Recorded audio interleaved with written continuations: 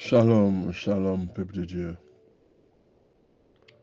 Que l'Éternel vous bénisse abondamment et que sa main puissante repose sur vous et que toute œuvre qui ne glorifie pas le nom du Seigneur dans votre vie s'étaise et s'éteigne à jamais. Le thème que je veux voir avec vous, l'important, c'est de servir fidèlement. Qui veut dire que ne vous attendez pas tellement à une récompense. Parce que dans tous les cas, il y aura toujours une récompense pour ceux qui servent le Seigneur. Mais je parle de ceux qui se précipitent à chercher une vaine gloire dès maintenant. Parce que la bénédiction de Dieu n'est pas en fonction des besoins des hommes, mais c'est selon la volonté de Dieu. L'important est de servir fidèlement. Éphésiens 6, le verset 7 à 8. Servons le Seigneur et non les hommes, sachant que chacun recevra du Seigneur selon ce qu'il aura fait.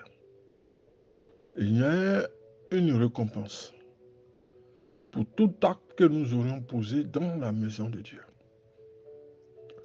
Si la récompense n'est pas d'aujourd'hui, elle sera de plus tard. Le futur. Dans tous les cas, Dieu nous réserve une récompense. Quel que soit le temps. C'est alors que nous parlerons de saison. Chaque saison que l'Éternel mettra devant nous équivaudra à une gloire.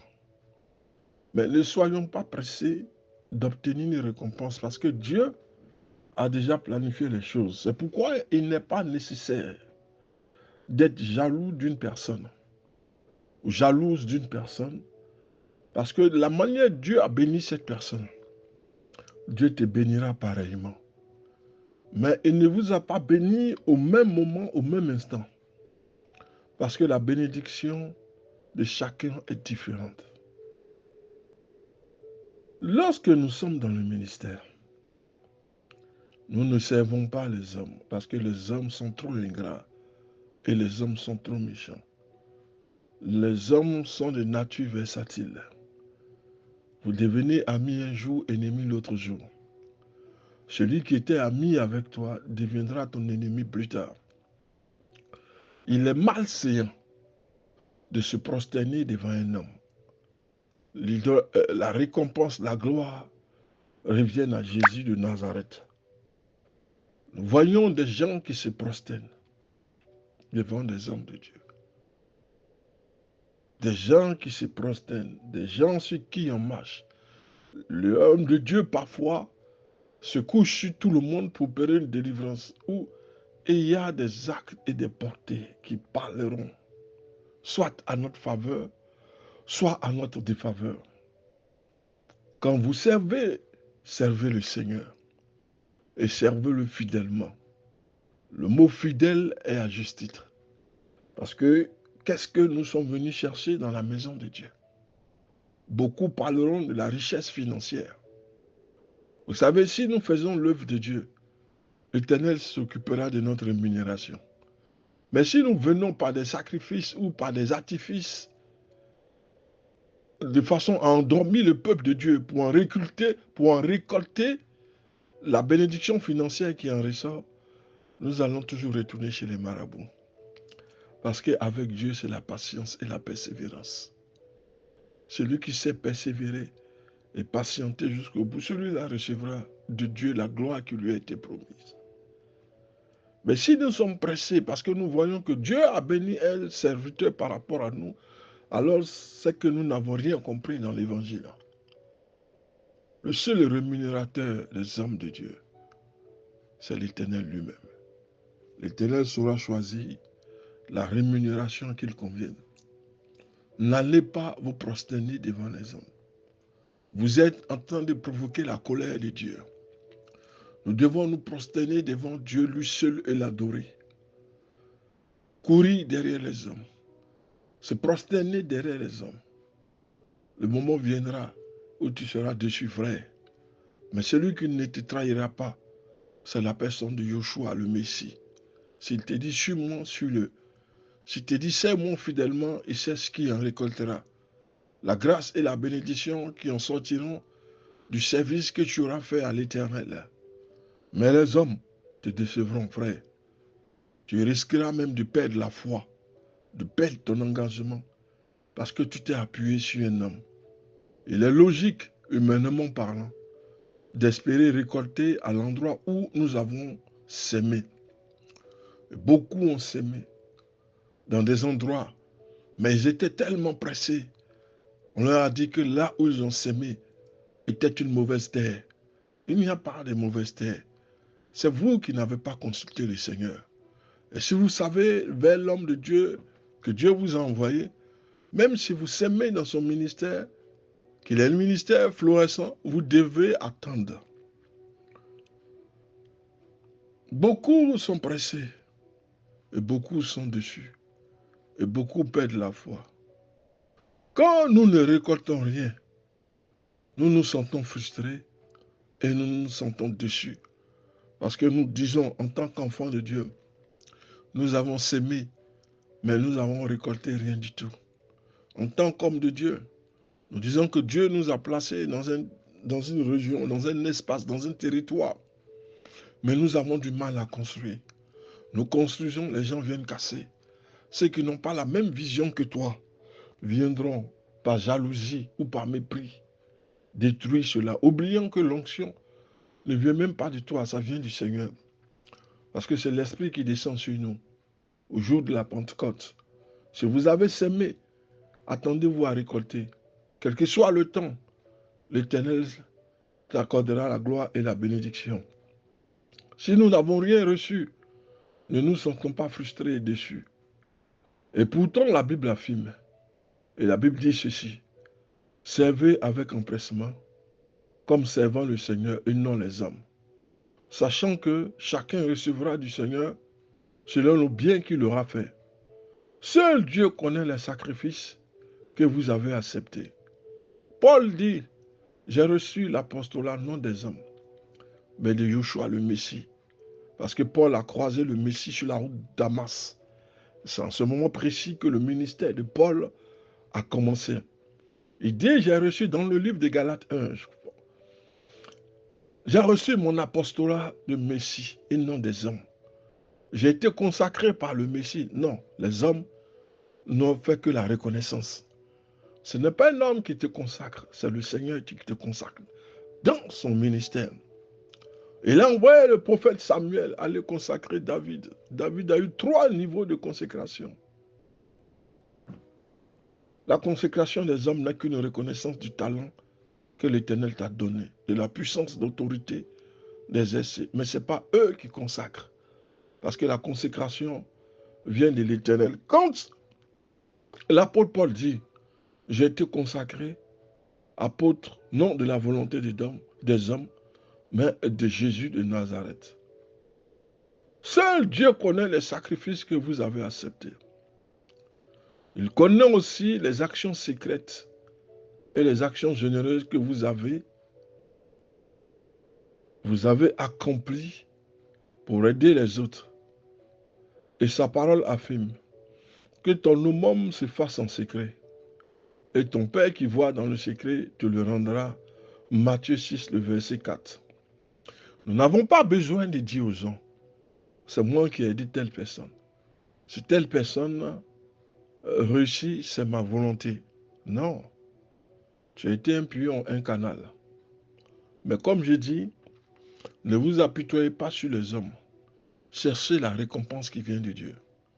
Parce que l'homme, en s'aimant dans ton ministère, aura à dire, si mon ministère a fructifié, c'est parce qu'il y a eu tel acte humain. Non.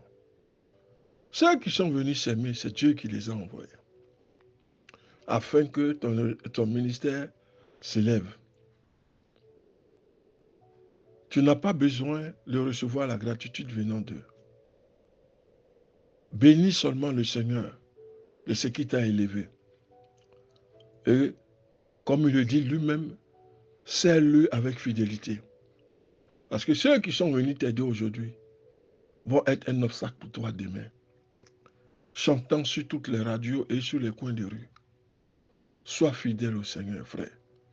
La récompense et la reconnaissance viennent de Dieu lui seul, pas des hommes. Non. C'est l'Éternel qui démine le genre de récompense que nous devons recevoir. Si l'Éternel décide de nous bénir richement ici-bas, ne nous sentons pas coupables vis-à-vis des autres. Non. Notre richesse ne dépend pas des hommes. Elle dépend de Dieu. C'est Dieu qui nous accorde la richesse et l'épanouissement. C'est l'Éternel qui accorde la récompense et la reconnaissance à la fois. Parce qu'il sait le travail que tu as fait. Il sait l'intégrité dont tu as fait montre. C'est pourquoi il dit à Satan, à propos de Job, as-tu vu mon serviteur Job? Il marche devant moi dans toute l'intégrité, il fait ma gloire. Job est resté intègre en toutes choses. Alors l'Éternel l'a béni. Pourquoi, à ton tour, tu ne peux pas rester dans toute cette intégrité afin de recevoir la gloire qui vient de Dieu et que tu récoltes au centime ce que tu as sémé.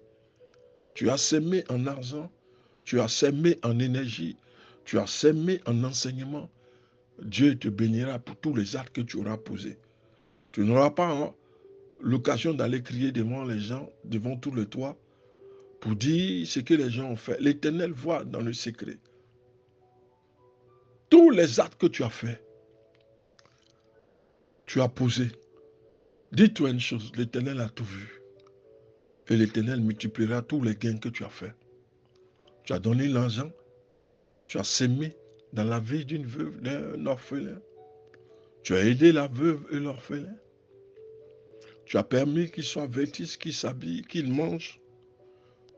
Dis-toi aussi que l'Éternel a déjà préparé ta récompense. Si l'Éternel décide de nous bénir richement, ne nous sentons pas coupables vis-à-vis des autres. Parce que certains diront, sa richesse vient de nous. Nous n'avons pas de voiture et le pasteur a une voiture. C'est-à-dire, on rentre dans des accusations qui n'ont pas de fondement. Nous devons continuer seulement à servir comme nous avons servi l'Éternel jusqu'à présent.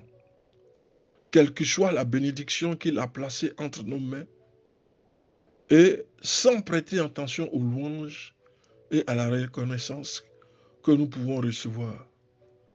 Si l'Éternel ne nous bénit pas si bas, faisons-lui toujours confiance pour nous récompenser dans la vie future. Et Paul écrit ceci. Ne nous lassons pas de faire ce qui est bien, car nous moissonnons au temps convenable, au temps voulu. Si nous ne nous relâchons pas, Galates 6, le verset 9, le mot à remarquer ici, c'est le mot voulu. C'est-à-dire que la bénédiction de Dieu ne vient pas parce que toi, tu pries sans cesse. Et tu veux que la bénédiction soit accélérée. Regardez ce que dit l'apôtre Paul. L'Éternel nous fera moissonner au temps voulu si nous ne nous relâchons pas. Galates 6, verset 9. Il y a beaucoup de personnes qui ont prié de façon ardue, avec persévérance, et qui disent que jusqu'à présent, je n'ai rien reçu.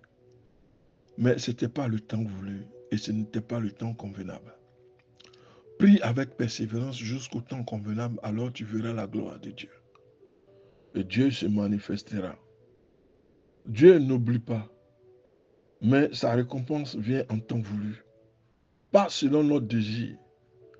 Dieu nous prouve qu'il nous fait confiance, en nous accordant ses bénédictions. Plus l'Éternel nous bénira richement, parce que nous avons marché fidèlement, nous avons enseigné fidèlement et nous avons donné gloire à son nom. L'enseignement, les semences, l'engagement, Tout ça fait partie de l'intégrité devant Dieu. Nous ne devons pas dévoyer du chemin parce que nous avons prié et nous n'avons pas encore reçu la récolte. La récolte viendra. Calme-toi. Prie, persévère. La récolte viendra au temps voulu. Que Dieu te bénisse.